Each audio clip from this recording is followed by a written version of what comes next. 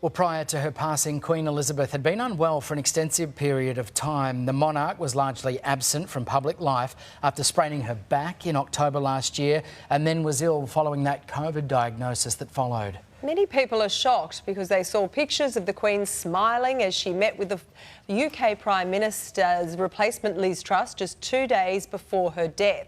So how did it all happen so quickly? Let's bring in Sunrise GP Ginny Mansberg this morning.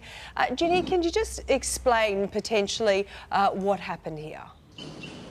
Look, we don't know, but she was 96. The average person in the UK, falls off their perch at 82. And so she had an amazingly good innings. I mean, we can say that, the #1 killer of women is actually dementia. Well, clearly she didn't have that. Heart disease and stroke are the next two. She could have had a stroke, she could have had a heart attack, but she had a good life. And oh my goodness, I want to be in a high-level meeting 2 days before I drop off this beautiful place. I think she's done amazingly well. And I guess it doesn't really matter because she had an amazing time and didn't suffer from a long time from what it looks like. Talk us through, Ginny, if you could, I guess the deterioration that we saw from a public perspective anyway in the last year of Queen Elizabeth's life. Yeah, so we could see that she was getting frailer. She was losing some weight.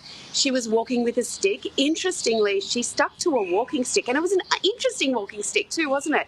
She wasn't, on a frame. She wasn't in a wheelchair. Isn't she everything that every single one of us wants to be as we get older?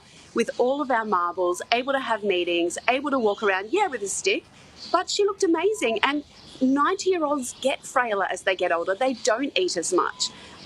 But, to have all of your marbles, to be able to perform work duty, she was still working until she was 96. Amazing. From a medical perspective, Ginny, I mean, if you are unwell and you are suffering from, the lingering effects of COVID and exhaustion, we mere mortals can only imagine the toll it would take to have to keep up those public appearances too.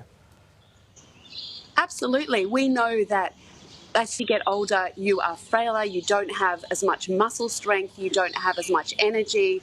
Doing the sorts of duties that she had to perform would be taxing on a lot of us. It would certainly be taxing for a 70-year-old like our new king, a 73-year-old as he comes onto the throne. That's a really big day's work. She was doing it into her 90s. It's just simply not easy. And we know that if she's not sleeping that well, if she's not eating that well, all of that just gets a lot worse. And, I mean, it really does speak, that image of her signing in the new Prime Minister, Liz Truss, to her stoicism. As we know, she wasn't in full health in the last year, particularly after the passing of her husband, which would have had an enormous impact on her mentally and physically.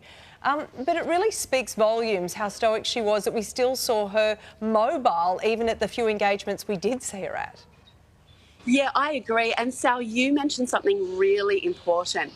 She lost her husband of so many years, and statistically, the number of partners who die within 12 months of losing a partner, that is a very high risk time. And we don't really know why, but we think that grief puts additional strain on the body. And it's really hard to lose somebody to whom you've been married for that long, on top of everything else, on top of being in your mid-90s. And being the glue that keeps the royal family together after, throughout a tough few years. Ginny, thank you very much for joining us this morning. Thanks, guys.